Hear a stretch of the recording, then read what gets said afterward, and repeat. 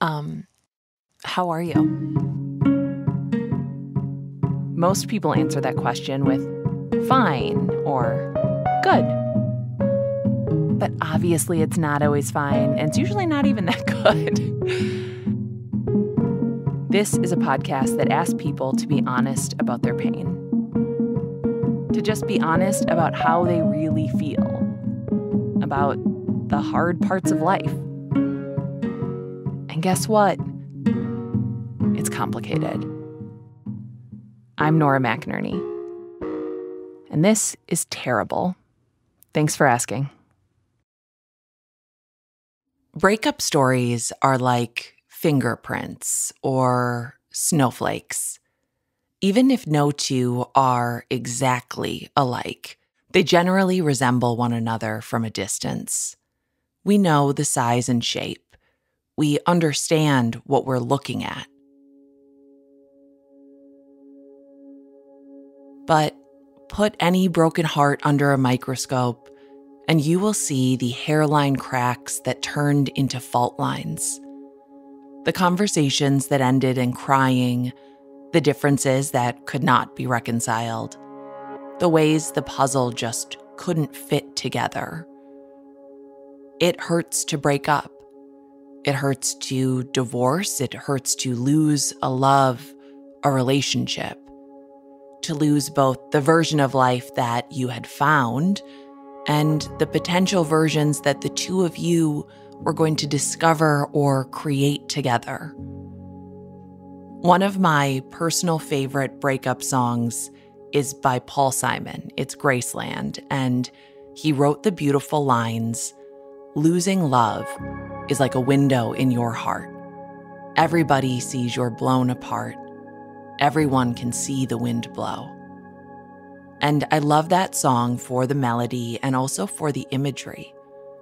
Because who among us who has loved has not also found themselves with a window in their chest?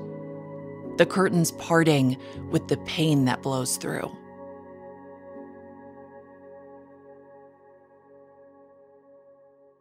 In this episode, you will hear from two people, Noa and Nancy.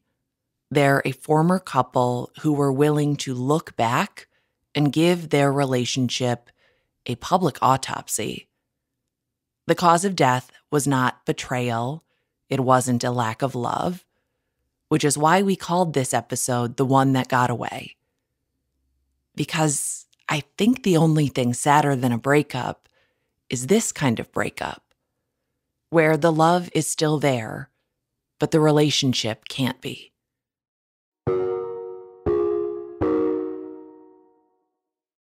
When Nancy met Noa, she was a divorced, single mom living in Southern California. So I'd been kind of dipping my toe back into online dating and kind of like figuring out how to do that as a single parent. And my really good friend I worked with, she was like, her husband at the time, JD, has these friends that I want you to meet. She had a New Year's Eve party for 2018, heading into 2019. I ended up going to that party with a person I was very casually seeing at the time. And then Noah showed up like 45 minutes later than everyone, which is his MO. He's Hawaiian, so he's always like on island time. And so, he comes in, we're playing, games or whatever. And I was like, oh, he's very attractive. Now, this wasn't just a party. This was a setup. Nancy's coworker had a lot of single friends that she wanted Nancy to meet, and Noa was one of them. They convinced me to come, and they're like, you gotta meet. They've always been talking about, you gotta meet Nancy, because they thought we were such a good match. And I show up, and she's with a date. I think the only comment I made to the friends, because she was there with somebody else, was just like, oh yeah, ton of fun, and oh, she's got some kissable lips, something like that. So the person that I'd just been kind of like casually seeing, that kind of, fell apart. And then a couple months later, Noah reached out to me. So he called me, I think it was This was March of 2019. And we decided we were going to go on a date. So we went out on our first date. It was amazing, like just intellectually, emotionally, like very matched. And we ended up, I was texting my babysitter, like, I'm so sorry, I'm not going to be home when I said I was going to be. Feel free to take a nap on the couch. And we wound up going to this little neighborhood that was a few blocks away that had a really small, like, man-made lake in it. And we sat on the bench by the lake and we were talking for a long time. And I just remember thinking, like, oh boy, this is going to be a big one. We were on a bench and the light was catching her. It was kind of like this. And I was just like, look at this goddess here, you know, like I really was like, who is this, you know? And so we started to date pretty frequently. Nancy felt ready for a relationship. But Noah wasn't looking for something serious. He had grown up Mormon. He got married young. His ex-wife was the first woman he slept with, and they were married for 13 years. So when Noah got divorced, it was his first time dating outside of that religion, and he had a lot to catch up on. I was still in like sow my wild oats phase, but I wanted to be honest. So I was just like, yo, I really, really, really like you, but I just don't feel ready for commitment. She could see it and I could see it that like I was getting a lot of feelings and really not comfortable with that because I was in so wild oats mode. He was like, I'm really sorry. I just feel like I cannot give you what you need and deserve. And so that was really devastating. I was like barely able to get out of bed. I was so devastated. I was like slogging to work and like, I don't know what to do with myself. And, you know, just really needed to be sad. So I was sad for a while. And then I ended up meeting somebody and we were kind of long distance dating, but I knew it was just kind of like, I had Noah in the back of my mind all the time. And then, you know, time moves on and you kind of, the intensity of those feelings just fades. The intensity fades, but the feelings don't go away. About a year passes.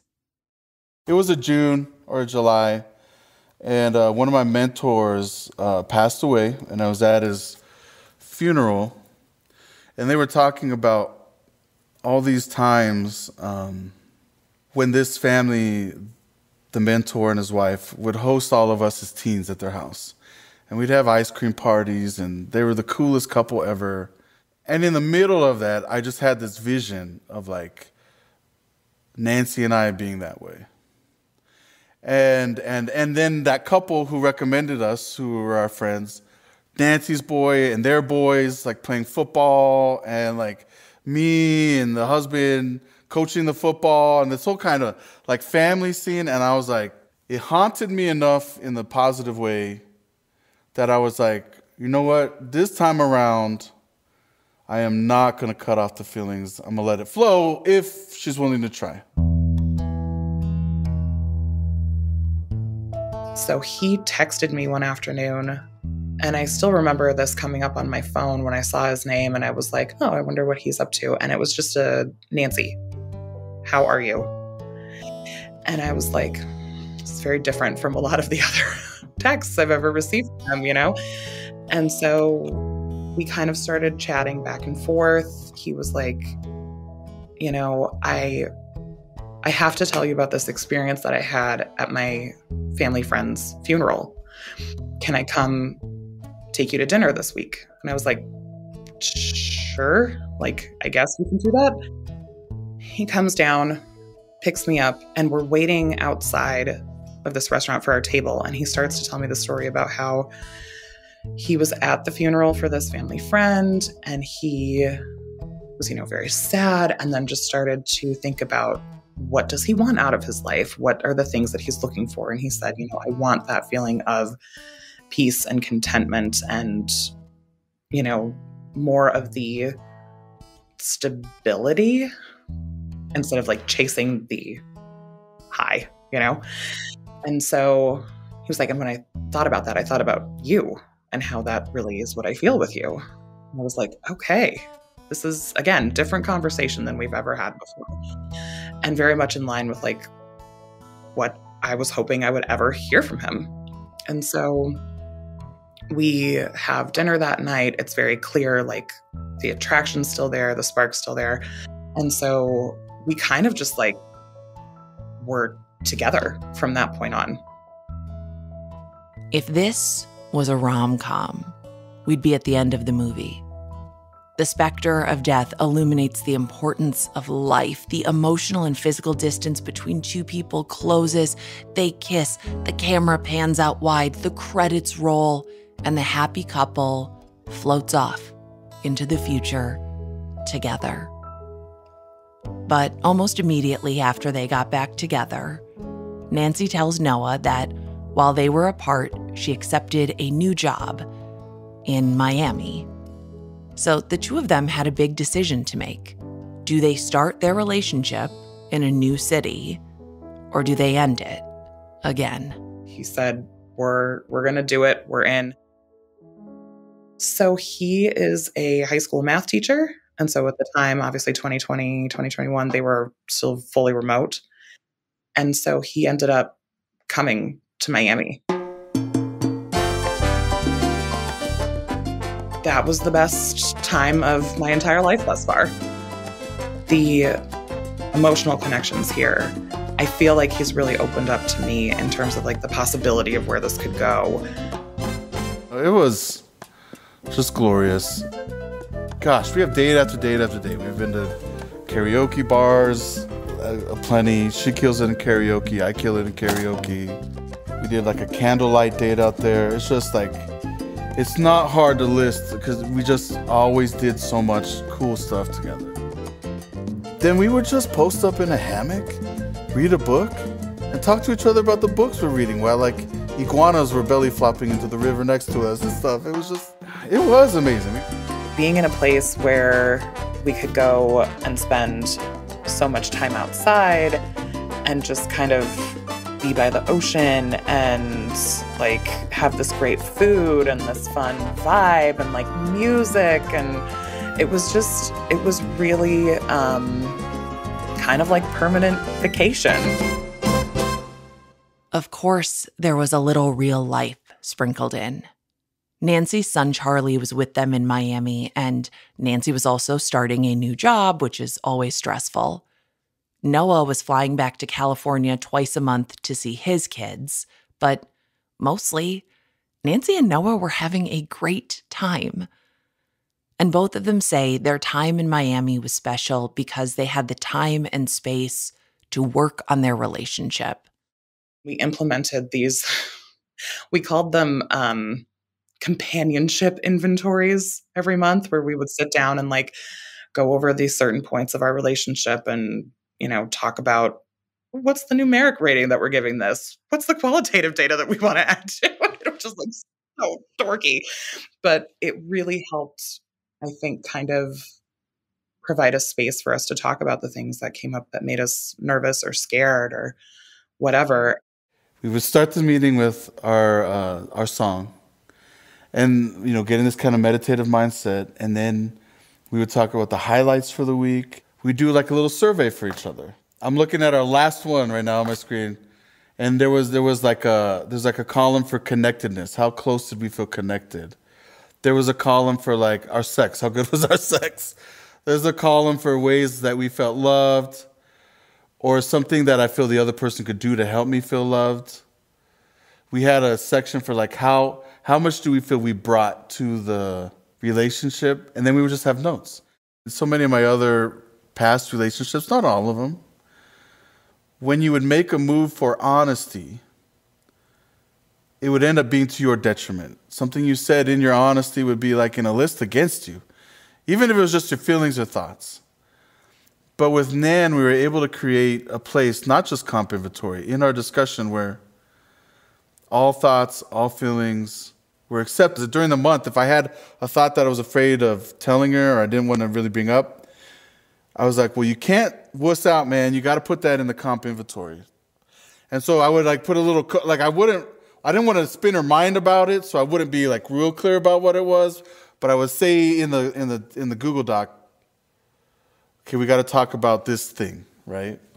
And I'm telling you, that was so important. That was such a big deal, I think, for our relationship, especially as things started to get hard. Don't you love both of these people? Don't you love them together? We do. They are so intentional about their love. They are putting in work for their relationship. We want so badly for it to work out for them. Then, early 2021, I ended up leaving that job in Miami because it was a super toxic work environment. And he has 3 children who were in California. So we decided, well, probably makes sense for us to go back there because he'd been like doing the back and forth flying thing, which was just a lot. And so we get back to California, and I feel like everything started to shift at that point.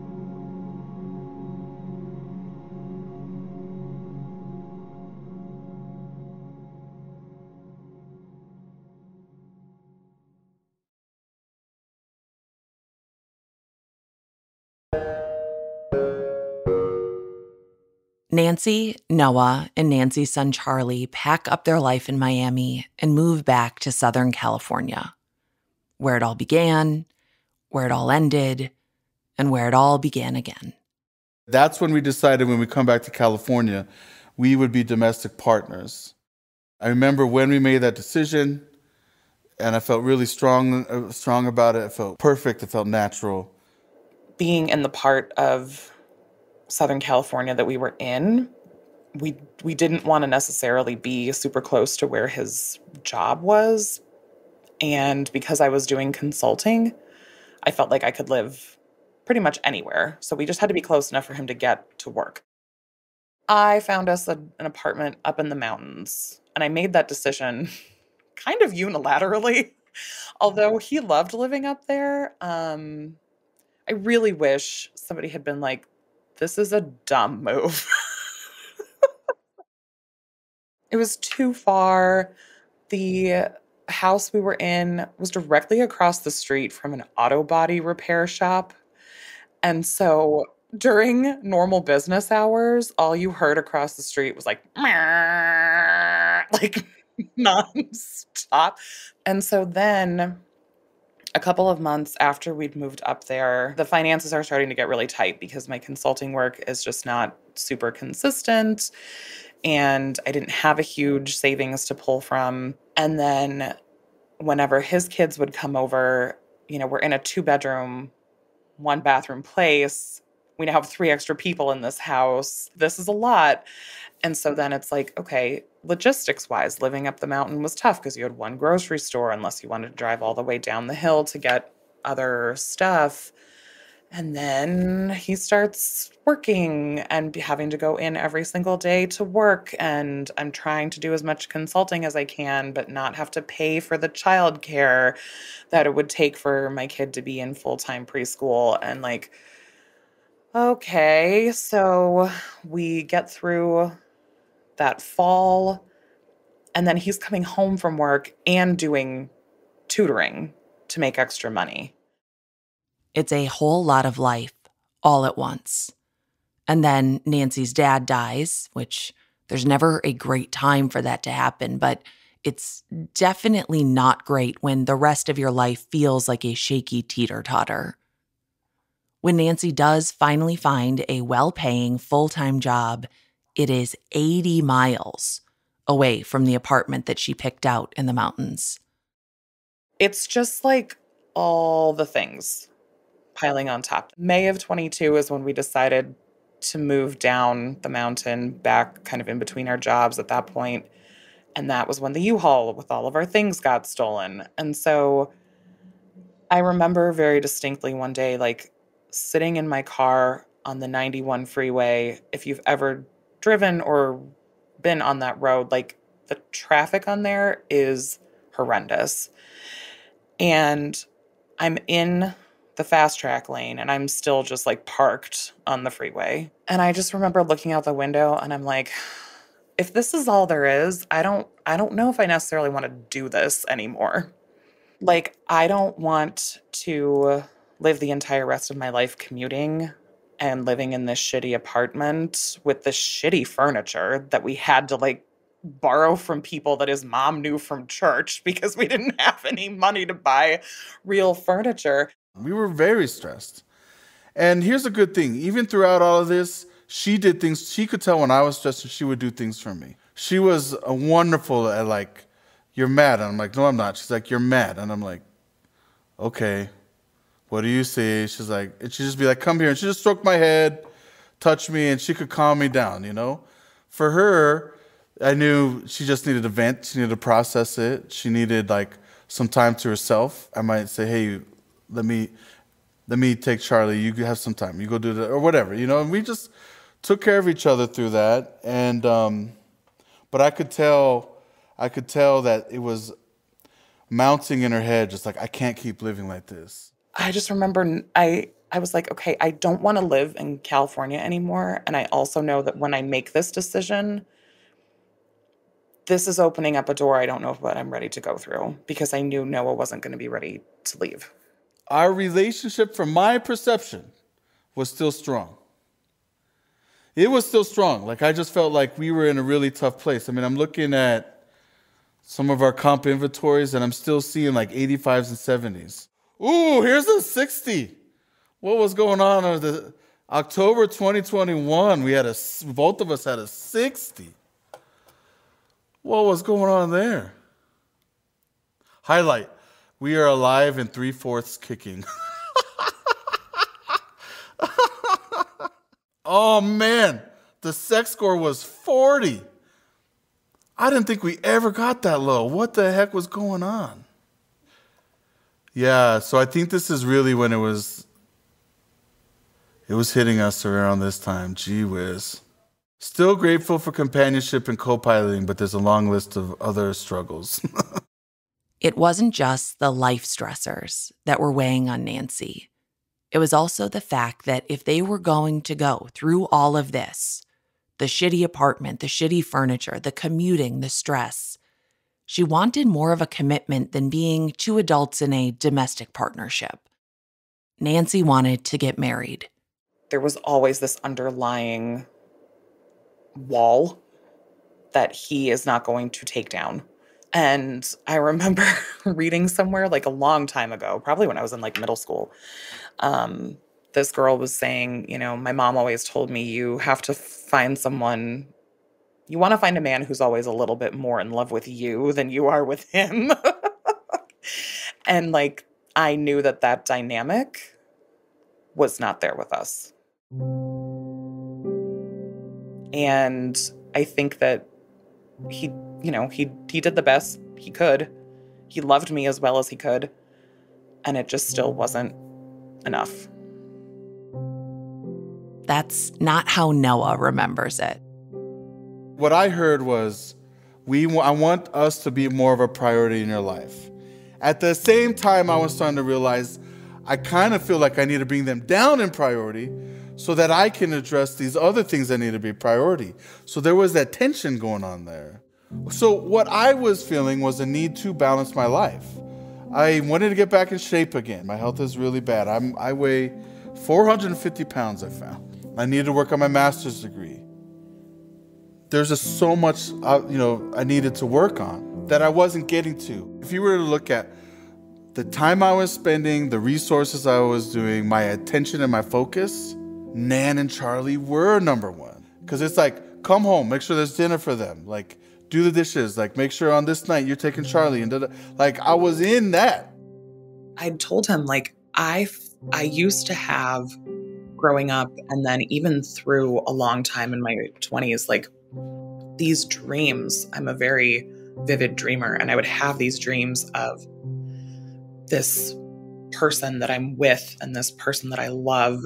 And I don't have those dreams anymore because I'm living that reality with you. Like, the connection we have, the laughing, the ability for you to like be there for me when I'm sad and vice versa, the support for each other, the like unconditional everything. And we still can't get to where we need to go. And so we had probably like 4 or 5 conversations about this. Like, do we think we can do it? Do we want to try? Like, what's it going to take for us to kind of get past here?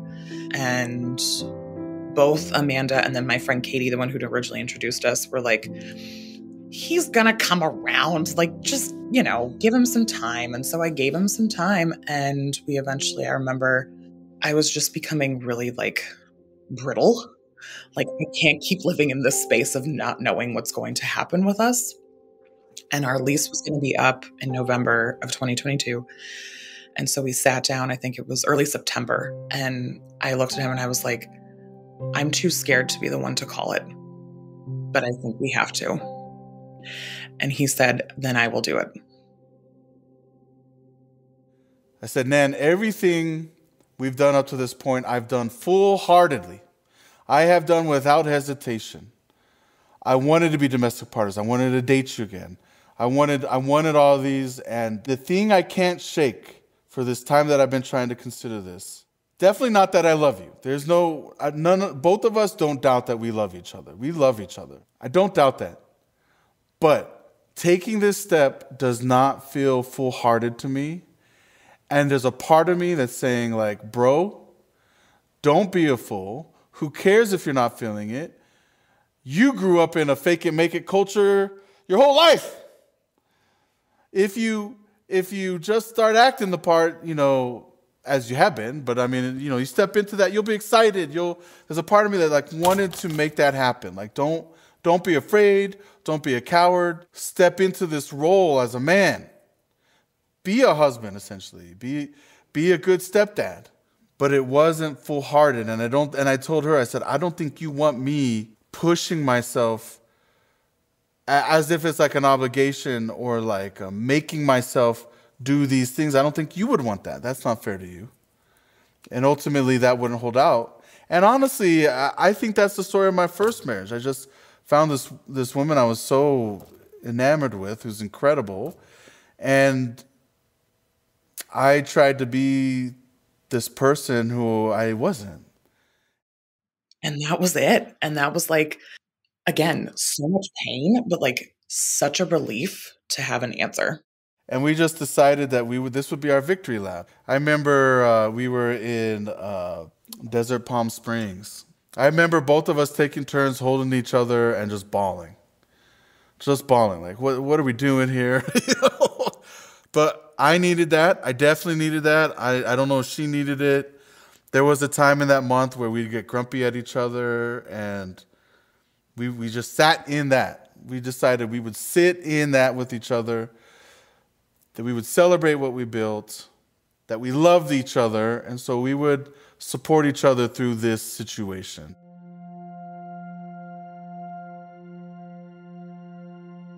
I was really mad when I first realized that, like, this is where we're at and he's not going to meet me where I need him to meet me. I was really, really angry because I felt like we'd had the conversation that he was able to do that. And so I felt like I'd been duped. For example, like the night that we went on our second first date, and he kind of was telling me about what was the reason for getting back in touch with me. And I remember saying to him, like, if you do not want to go all in here, like, I don't want to go down this road with you. And so he said, yes, I want to do that. And then it comes out in our breakup conversation that what we were talking about were two different things. So he's talking about, yes, I want to go all in with you in terms of being exclusive and faithful to you and monogamous and like really giving this a shot. Whereas I'm talking about all in, like, yeah, like I want to be with you forever. Like I want to love you through everything that comes our way. And apparently those are not the same idea. So yeah, I was really, really, really mad about that for a little while. And then I was very sad. And I like couldn't listen to the radio while I was in my car because every song would just make me cry. At one point, I'm driving down the freeway and I Will Always Love You by Whitney Houston came on, and I was like, oh no, we can't do this. Because, until you've been in that experience where you really fully realize what the song is about, and then it like kills you on the inside. That was horrific.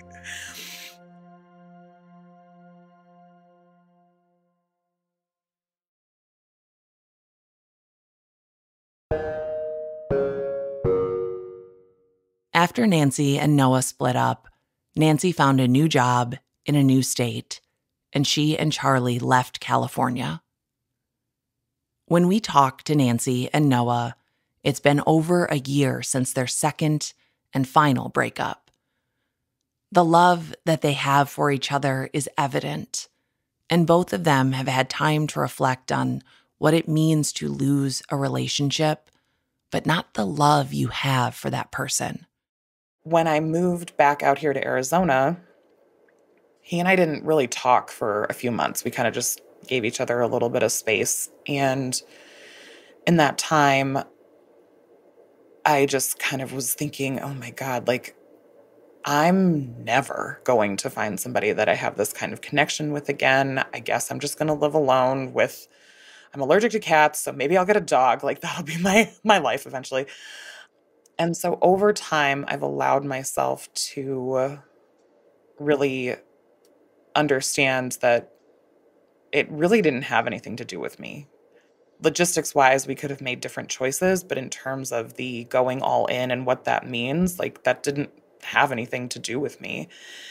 And so now I have come back around to the place of gratitude and the place of kind of like understanding that, relationships are so different and personal. I think for him, I do kind of feel still like sad for him that he is not able to be to a place where he can experience the type of love that I think we could have had. I'm grateful for what we had, what we experienced, what I was allowed to see. I just wish it were different. I wish it were different. And like, of all the people that I know, I feel like he and I are two of the ones who deserve to have that person in your corner and that like supportive love. And it just, for whatever reason, is not in the cards for the two of us. And I think over the course now of this whole year being apart, it's sad. And I've really allowed myself to like acknowledge that I feel very unfair. It's very unfair that this is where things are, and feel a little bit sorry for myself. A lot of people, bro, would move heaven and hell to have what you had. So what's your deal, man? What's your deal? This has been my question. This has been my own question. And I think for sure there's the traumas of my first marriage. Although Nancy removed a lot of that for me, I'm starting to come around. I think marriage is important for our society. I think we don't emphasize the family enough. And I think families are really struggling right now. But I understand why. When both have to work so hard just to live, just to survive, of course you're going to put your kids in front of an iPad. Of course you're going to have struggles in your relationship. And I'm sad about that. I'm sad about the own loss of my family. It's really the biggest loss of my life. It's the thing I love the most, and it died. There is that part of me that's like, bro, you're just a marriage killer. You're like that broken. You're just a marriage killer, bro. That's not a thing for you. There is that, but there's also like, the move was to take, there's things I need to take care of. I have to figure out what a companion is to me in this life. There's a big part of me that has always been about what I call ascending spirituality, which is the kind of spirituality where you lose yourself in serving a higher cause. And Nancy and Charlie call me in that direction in such a strong way. But I'm also learning that it needs to be balanced with descending spirituality and like taking care of myself, which is something I just really don't know how to do. It's something I just really don't know how to do. I've only ever sacrificed myself and found my worth only from giving up myself. And oh my gosh, that voice was so loud at this time. You know, not that it would be hard. I love my life with Nancy, absolutely. But it did feel like I was starting to step into that realm, you know, of ascending spirituality, which I want, but I also feel like I need to explore more of this, like the self-care kind of stuff. Ending this relationship broke each of their hearts. But the relationship ended because Nancy and Noa were both in tune with their own needs, and neither was willing to abandon themselves for the other. So it's a heartbreak, but it's also a necessary kind of heartbreak. And the thing about a good love, even if it doesn't mean that you're together forever, is that it does prepare you to spot good love again. If you're struck by lightning once, you're actually more likely to be struck again, which is good in the case of love and bad in the case of one of my ex-boyfriend's uncles in Kentucky. Well, first, it helped me understand that what I want is possible. You know, the thing that when I was married to my ex-husband, I would tell myself, like, it's fine. The things that you imagined you would have in a relationship are probably not ever true for people. Everyone's just lying about how happy they are and all this stuff. And then experiencing it firsthand, I was like, no, that's a real possibility. So it changed my fundamental perception of that. And thinking about moving forward, because I used to have a very long and detailed like checklist of the things I was looking for with someone, and Noah met a lot of those check boxes, but it still didn't work, right? So I think the main thing that I've realized is that for me, moving forward, when I do start dating again and trying to seriously find another partner, like, that list is significantly shorter. The items are bigger, but there are fewer of them. So, like, for example, on my old list, one of the things I had was, this is so dumb. One of the things I had was, like, is not a huge consumer of energy drinks. Like, that really bugs me. Okay? I was, like, really judgy about that for some reason. And now I'm like, whatever, like, drink your energy drinks. You do you. So now it's like, okay, is this person kind? Are they emotionally aware? And are they in a place of commitment, right? It's like this compatibility on a very base scale. I wouldn't call him the one that got away, right? Because I had him. And I think it's more kind of like the imperfect puzzle piece, where it's like there's just one extra part that sticks out and all the rest fits in. Because there is so much that I take from this experience. There's so much that I gleaned from it. There was so much goodness in it that I wouldn't necessarily consider him to be that one that got away. If you had asked me that question 6 months ago, that might have been a different answer for me.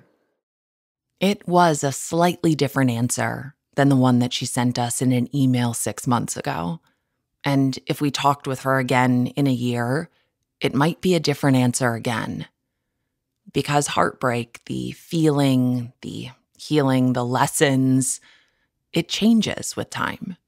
I don't know if I'm going to find something exactly like this again. And I guess that's potentially a good thing if I really want to be in a committed, serious, long-term relationship with someone. But yeah, if we had talked about this, I think right when I originally reached out, I did really more feel like that. And I felt like, God, like that opportunity for this type of sweeping experience, like that ship has sailed. And I think over the last several months, especially because we've seen each other a couple times over the last several months, that's kind of made me realize, like, okay, since we have split up, like, now we really are on two very different paths. And had we stayed together, obviously that would look very different. But now it's like, okay, the person that he is now and the things that he's focusing on are not necessarily the things that I'm looking for in a person. And so that's okay that we left it where it was. I'm so proud of that relationship. I will always be. I will never not love Nancy. I will never not want the best for her and her child. The big takeaway is, like, I can have a relationship like that. I don't need to settle for somebody who won't share with me what they're feeling. It's not that I think people are, like, on purpose dishonest. I think it really is hard to be honest. I think it's hard to be honest with your partner, and I think it's hard to be honest with yourself. It feels very as though I will never settle for less than that. She taught me how to be in touch with all this stuff. She taught me how to do self-care. Early on in the relationship, I'm like, this girl actually journals. She actually journals. Look at her go over there. She's like actually reading books on how to be better. And yeah, she taught me that. She really did teach me that.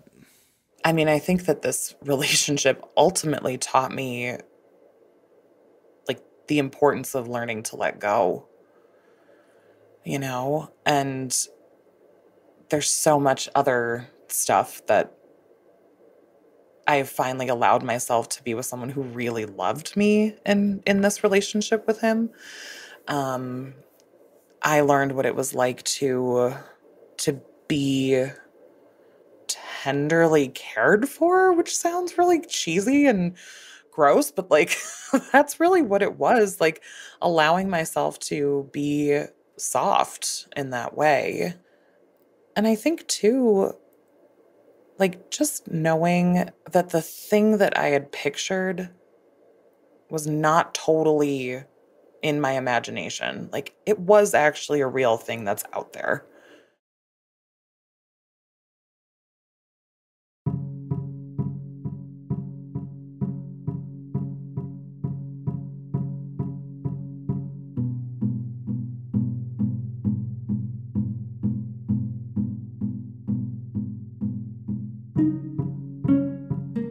I'm Nora McInerny. This has been terrible. Thanks for asking.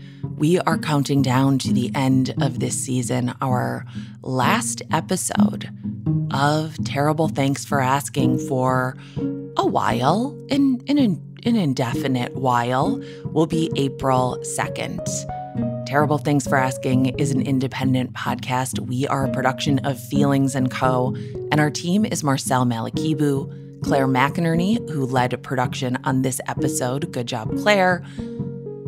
Michelle Plantan, Grace Barry, and myself, Nora McInerny. Our theme music is by Joffrey Lamar Wilson. Big, big thanks to Noa and Nancy for having the bravery to re-examine their relationship publicly. That's a pretty cool thing to do. Our team also makes a podcast called It's Going to Be Okay. It's a short daily podcast. It's the opposite of a doom scroll. It's meant to put a little bit of okay in your day. Monday through Friday, you'll find a 5 to 8 minute episode in your feed, and they're about all kinds of things. So I picked out an episode of It's Going to Be Okay. You're going to hear it right now, and I thought it would be a good pairing for what you just heard. It's episode 86. It's called Hope, and it's from a listener talking about a recent breakup.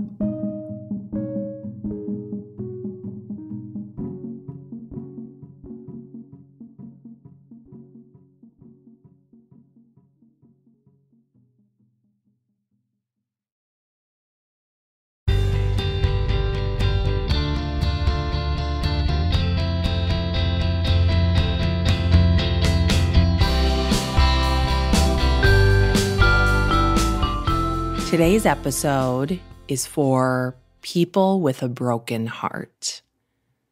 People who have had a broken heart. People who are in that space where life and your relationship didn't quite work out the way you thought it would.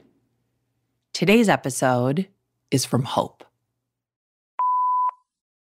My name is Hope, and I am 24 years old. I will be 25 in September this year, and I'm a hopeless romantic. I always saw myself getting married young, and I thought that's the direction that my life was heading in. I was in a relationship for 7 years. We started dating when I was 17 and he was 18, and he proposed to me in August of 2022, and then in April 2023, he decided that he was no longer happy in our relationship, and he left, and that was that. And I thought that I would be a devastated, sobbing, inconsolable mess, and I was devastated, but I did not react emotionally how I thought I would or how anyone else thought I would. And I think mainly because I feel like I have always struggled in relationships, romantic and non-romantic relationships. And I get these feelings sometimes that I'm alone in this world and that I don't have any friends that really care about me or that would pick me as their first choice.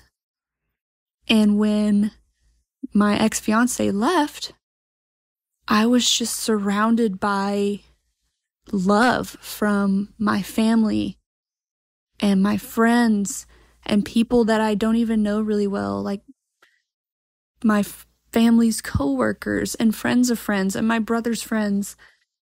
And in moments like this, when you feel especially alone, it's nice to know that you do have people in your circle that love and care about you. My parents had me over for dinner every night for 2 weeks straight.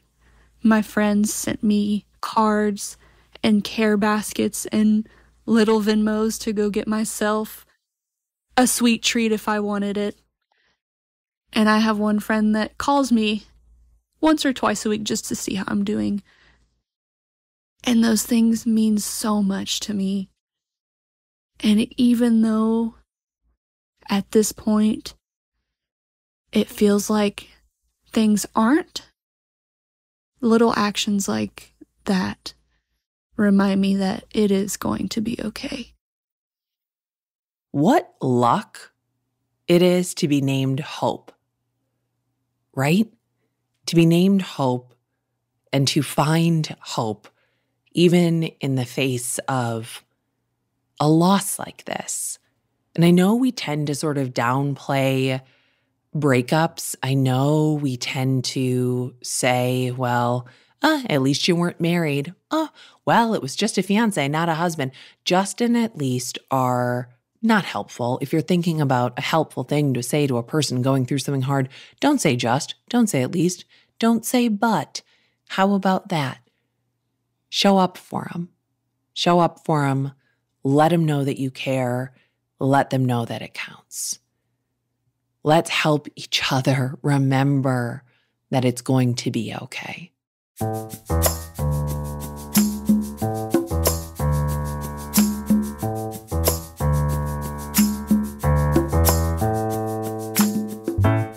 That it and it's going to be okay is different all the time. It's different for everyone. Thank you, Hope, for sharing yours. If you're listening and you have an okay thing to share, you can email it to us, igtbo@feelingsand.co. You can call it in, 612-568-4441. You can record a voice memo on your phone, attach it to an email, and send it to us. It's Going to Be Okay is a production of Feelings & Co. You can find all of our shows and our store at feelingsand.co. Our team is myself, Nora McInerny, Marcel Malekebu, Jordan Turgeon, Claire McInerny, and Megan Palmer. I recorded this episode in my closet, and both of my legs are asleep because I'm still sitting cross-legged, even though a TikTok told me that is not good for my hips. I'm very concerned about my hips right now.